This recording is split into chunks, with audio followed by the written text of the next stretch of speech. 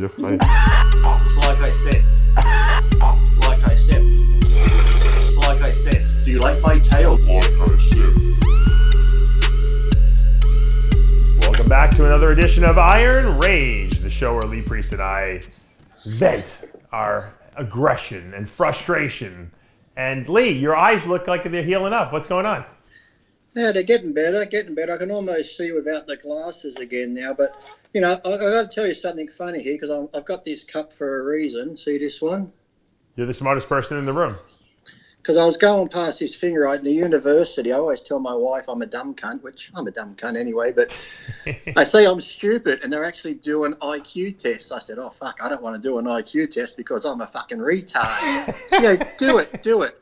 So I go fill in all the paperwork. They give you 20 minutes, right, to do this test. Now I'm thinking it'd be like fucking one of these game shows where they just ask you questions. It was fucking which pattern here doesn't go and which order. Of course, it's an IQ test.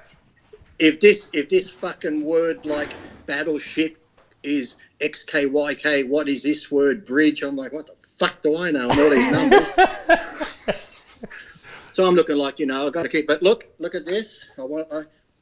I had 20 minutes to do it, so I didn't really take it serious. Well, I tried to, but yeah. I finished my whole test in 9 minutes, 28 seconds. So oh, my God. How many questions was it? 20. Oh, that's it? But I want to show you this certificate. It's General Intelligence Certificate, awarded to Lee McCutcheon. Now, this is doing an IQ test really fast and not even really fucking thinking. Is that good? 122? In the top fucking 13.6% of people. Wow, that's impressive. Look at this. In my pattern recognition and all this, I score an 8 on the pie chart. That's exceptional. On fucking, what else we got here? This is just so, and analytically thinking and all that. I'm in the top 8%. Exceptional. You know what the funny thing though, Lee, is about this? It was 20 questions, so it was like one question per category. So if, I don't know how they can actually evaluate that in one question. Visual perception, I'm in the top 7%. Wow. Exceptional. So I just want you to know, Dave, you're talking to a fucking genius right now. I always thought that you were exceptional, you know? Well, they always say the crazy nutters are really fucking are the smart ones, aren't we? Like fucking. How did you know? I never asked you this. How did you do when you were in school? Were you a good student? Fuck, I left school when I was 13 and started working. I got a job. I was out of it. No, actually, I always question stuff, because my wife says, you know, if someone looks at things a certain way, I always look at things and look at them a different way altogether. She can't understand how my brain works, which no one can. So no. I always come at things from a different thing. So even in school, same as when I went to Sunday school, I always got kicked out because the teacher would say something and a problem and say this, but I'd always question and say, why? Why can't it be this way? So I always had to question. Well, I have all through life, haven't I? Questioned authority. So you definitely have a problem with authority. I can definitely validate that. But it's not authority. I just like the question shit. You know, I don't just take things. If someone tells me something, I want to know why it is or how it is. But do you understand the explanations that people give you? Yeah, but then I look at it from a different angle and go, well, okay, I understand your explanation, but what about this one? See, you got to keep the brain thinking. You just can't say this is the way it is and you don't question it and just take it as fact, because there could be an easier way or a different solution. Sure. And then they go, oh, I didn't think of that. So, but on to you, Dave. I see when you put up your Bob thing there last week, and people say, why hasn't Lee commented on it? Because you put that up after we did the show. Right. And then I saw you put up you took it down because Bob called you up and said that he didn't say that. Someone got into his computer, I guess, like fucking Hillary Clinton or someone did with the emails. The Russians. It was the Russians. As soon as that happened to you, though, and Bob rang you up and you had your little fucking powwow, lovey-dovey bullshit, and he said, I didn't do it. You wouldn't believe who I got a call from. Who? Fucking Hitler. He called me up and he said, Lee, I know what they're saying, but I didn't fucking do that to the Jews. So I believe him. Why wouldn't I believe him? Because he called me up. Dorian doesn't think Hitler did it to the Jews, so why not? You called him out on his bullshit and now he's got to do damage control. It's like a politician. As soon as you get caught out in a lie, they backpedal.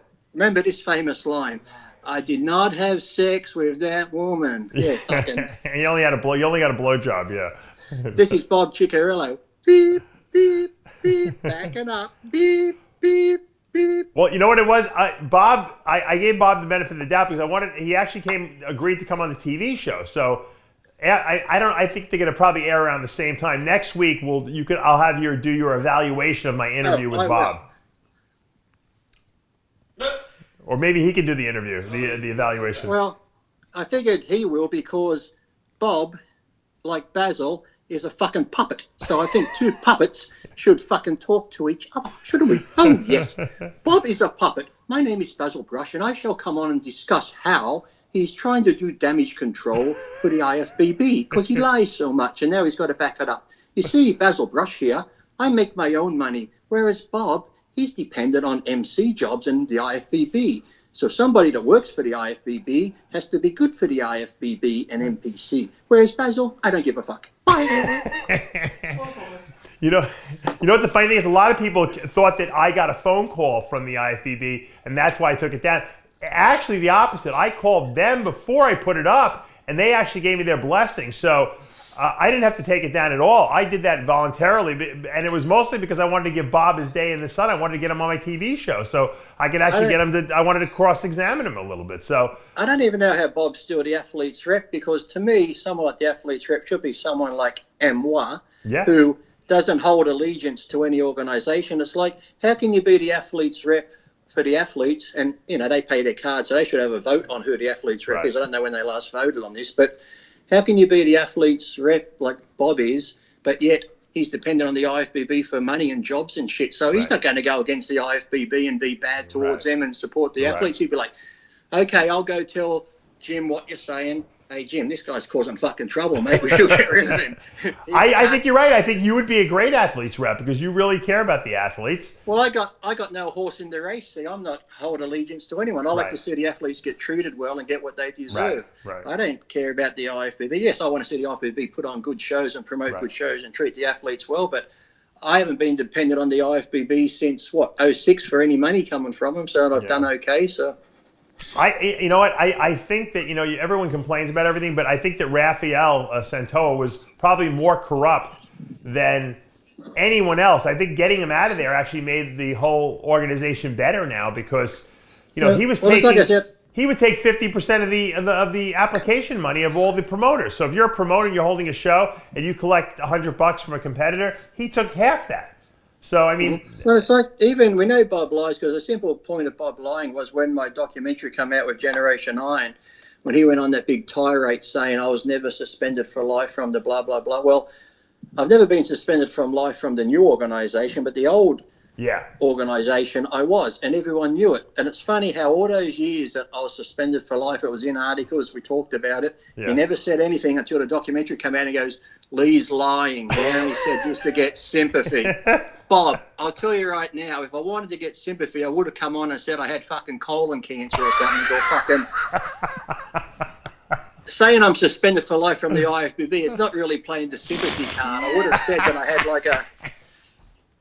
had a fucking tumour if I wanted sympathy. And then when I pointed out to him, there's a YouTube video of Tony Doherty even saying how I was suspended and I couldn't go to his shows. And it wasn't until they split I could start going to shows again. Right. Black Skull was told many times I couldn't go to the contest and expos and stuff like that. So to Bob to come out and say this bullshit, it just proves he's a liar. So I can't wait to see the show next week so I can have I'm sure I will. Yeah, you'll like the interview. I'm interested to get your opinion on after you watch it, but... you will get it. You will get it. Yeah. Well, I want to, one of the things that you and I have in common that we really never talk about is cars. You're a car fanatic. I'm a car fanatic. I'm not as much a car fanatic now that I have kids because I have a minivan, but back in the day, I was a car fanatic. The last car you showed us was a Mercedes you got. You said you got rid of it, huh? Oh, yeah, I had that for like 3 months now. I got a Maserati Quattroporte S. Nice. You must be, I guess you're back in the swing of things. You're doing well again, huh? I've always been doing well. It's just that it's only the people on the outside that thought I wasn't doing well or try and squash me. I just, keep a low profile. Occasionally I'll buy something nice and stuff. But I don't need that. Well, You like cars, if you listen to Shawn Ray, I was fucking homeless and a drug Yeah, addict I know. and That's what I everything, heard. Yeah, but you love cars. How many horsepower does that Maserati have? I think close to 500, that one. Nice. And what's the torque on that? Oh, I don't know. I don't really get into that much anymore. I could go look at the statistics. It's all about the torque. Come on, Lee. You know that.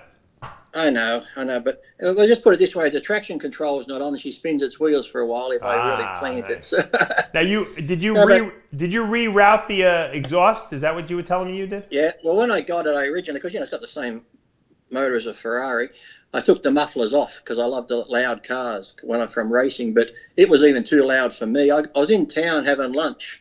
I was parked near this restaurant, and my friend was just walking around the beach. He took a photo of a car. He lives up in this big penthouse in town. And when I was leaving, my mate said, "Give it a rev." I went down the road. My mate up in his penthouse texted me, "Was that you fucking leaving?" He fucking heard up there. So, because in Australia, you can get defected by the cops if your exhaust is too loud. So I put these little ones on it, and it sort of didn't sound right. So my friend who had a Ferrari had taken this a brand called Fab Speed. He took them off, which are worth about $6-7 grand. And he wasn't doing enough wind. He goes, "Lee, you can have them." So I got them, but they wouldn't fit out the back where the Maserati exhaust went. So we filled that in with mesh, and I dumped them out each side like that. Now, I've got a friend who's on the highway patrol by law that says, well, it's contradictory. It says the exhaust, if it come out on the side, has to be behind on the right side. But then further down, it says it must exit so far behind the passenger doors. So it says doors, but he even said, being a Maserati looking like that, it looks like it's stock, so I wouldn't worry about it. So that must be cool. You got to post some pictures on social media. I'm sure people will love that. I will. It's very nice. So cool. Yes. Now, do you ever miss the days of drag racing? Not drag racing, of stock car racing. I miss it all. Yeah, it's fun. I got still a racing suit laying around here somewhere, but yeah, I miss it. Do you get pulled over ever because you're speeding? Dave, I can touch wood here or here, where the hardest wood is. My whole life, I've never been pulled over for a speeding ticket. Really? Wow. Do you speed though? Yeah. Of course, everyone speeds. You just got to know when to and when not to. Yeah. So you're a smart speeder. I'm not saying I've never speed. I'm just saying I've never been caught. So now, it's Lee, like these idiots. It's like these idiots that go out and they say, "Oh, the cops always pick on me. The cops always pick on me." Yeah, because you're breaking the fucking law. You're doing bad shit. That's why they always pick on you. So if you don't do bad shit, you won't get picked on. And if you do get caught speeding or whatever or being bad, fucking take it like a man. You broke the law, accept the punishment. Right. Don't go, "Oh, fuck, I was speeding, now the cop gave me a ticket." Well, that's what happens. But Lee, I heard that when I was in Australia 7 years ago, they were telling me that you guys have there's radar there. You can get tickets and it doesn't even have to get pulled over. Is that true? Yeah, we've got cameras everywhere. Like they sometimes even have a mobile camera. They'll just park like a four-wheel drive vehicle on the side of the road, right, and it's got a camera in the back window. So if you speed, it takes your photo. Or they just got cameras up at traffic lights. So sometimes there'll be a red light camera. So if you run the red light, you'll get a ticket. And it's also a speeding camera, so you get hit double whammy. And then we have days on the long weekends, we have double demerits where the fine doubles and you lose double the points off your license. You only get 13 points on your license. If you lose them more, you can't drive. There was this light by my office in New York that I got caught there so many times that I stopped going to work that way because I couldn't remember. I was always because when I see yellow, I speed up and I go through Accelerate. the light. Yeah, and they nail you with the red light camera. And they're expensive tickets. They're like $75 tickets. I literally had 10 or 12 of them, and I said I'm not going to work that way anymore. $75 ticket. I think a red light ticket here is like $500 and something. Oh, really? Wow. Just a parking ticket here is like $191 just Holy for overstaying your fucking parking. So fuck that. I'm not driving. Here it's crazy. It's like I did when I had the Merc a couple of months ago, I was in Sydney filming that TV show. Yeah. And on the way home, it said, I was following the GPS, it said turn left. So when I turned left, where it said, I was in a bus transit lane, which you're not meant to be in. Yeah. But I couldn't get out because once you're in it, there's concrete barriers. I had to go down to the next slide and get out of it. A week later, I get a ticket. You were in a bus transit lane without permission, blah, blah, blah. $271 and 1 point. And 1 point.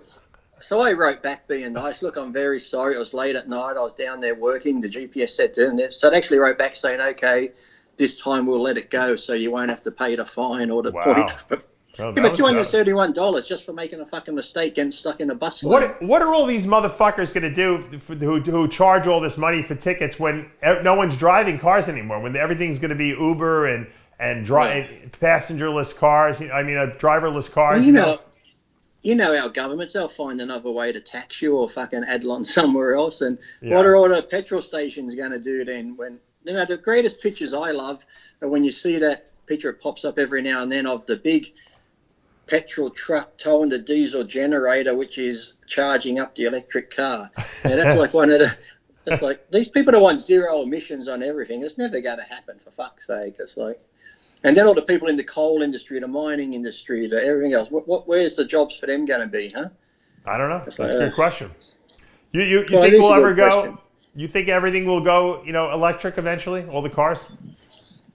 I don't think so. No, because maybe a long way down. But when you look at the cars now, or even those batteries for your house, they're so expensive. It's like you can't afford it. I can't understand why now, if they're so into this climate fucking bullshit, because we had a thing here the other day where we've got some bushfires now and everyone's like, it's because of climate change. No, it's because of the green government won't let people clear bush around their house because you're killing the environment. There was one guy down in Melbourne, he cleared the trees around his house and didn't get permission. Right. The council fined him $100,000 for doing that. What?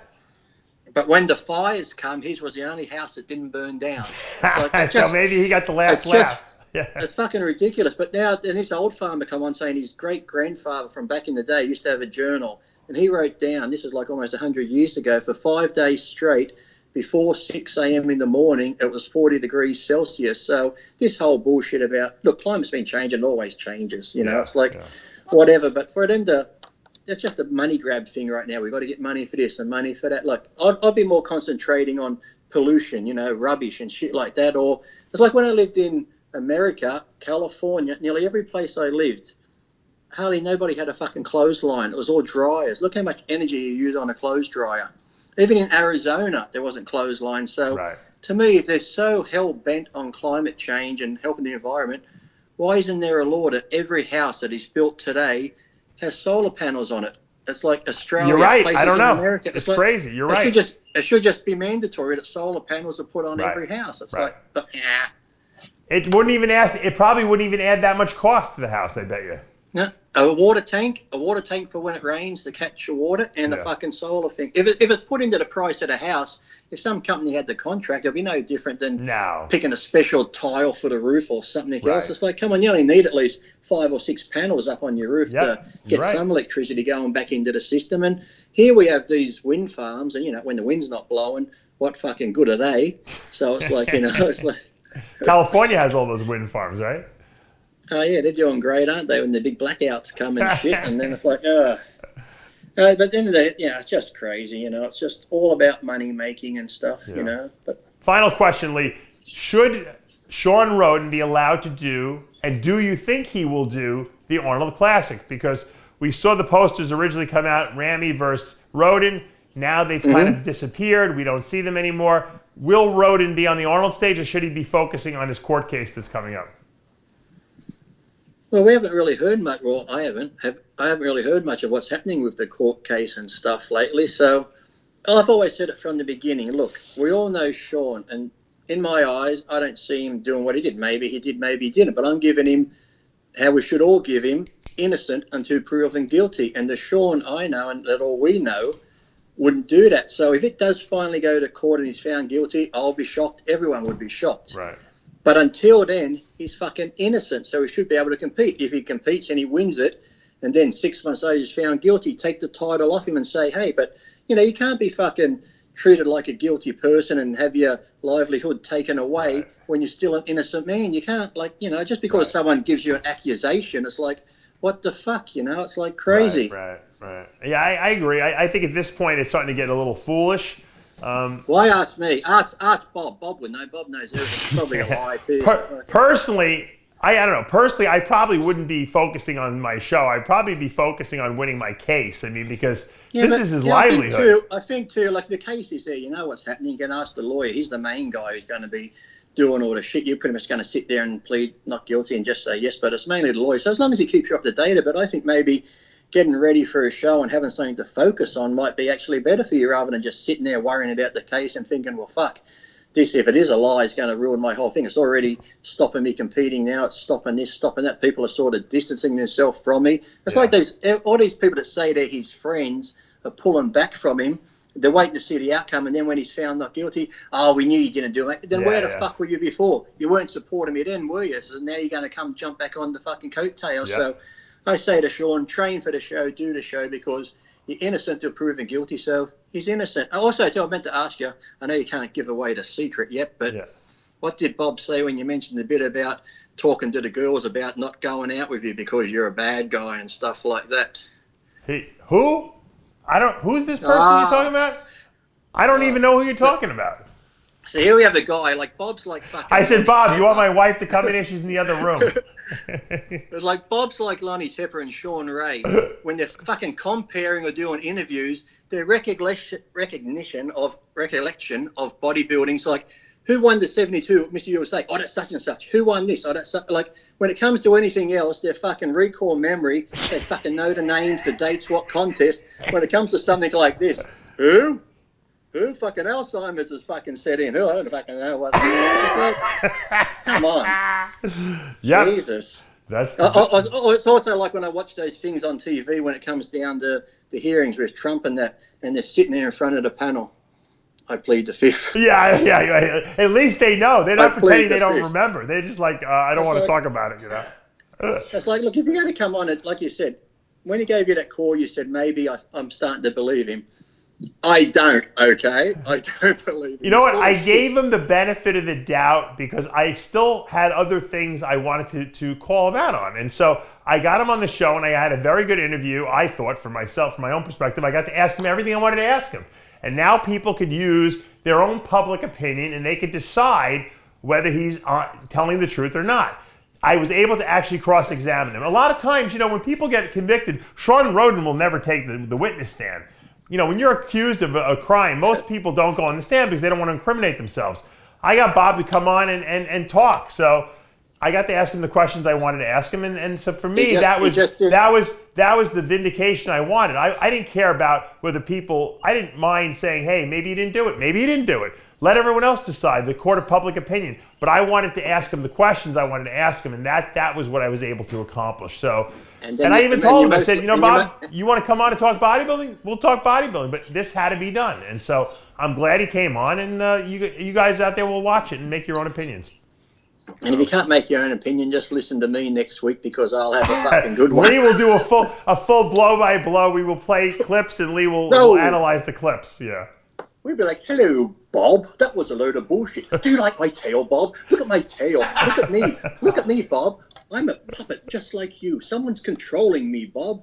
Yes, I'm a puppet. And on that note, guys, we'll see you next week. Back for Iron Rage. Did I mention my IQ? That's none of my business. 122? Is that what it is? Yeah, and that's not even rushing the test. I should have done it properly. That's almost I'm in the top 13%. That's pretty good. And maybe you could join Mensa. That makes me... I should, because that sort of puts me up high there with Dahmer and the rest of those serial killers. Yeah, you could be a serial killer. That's true. You never know. I think Hitler was 120.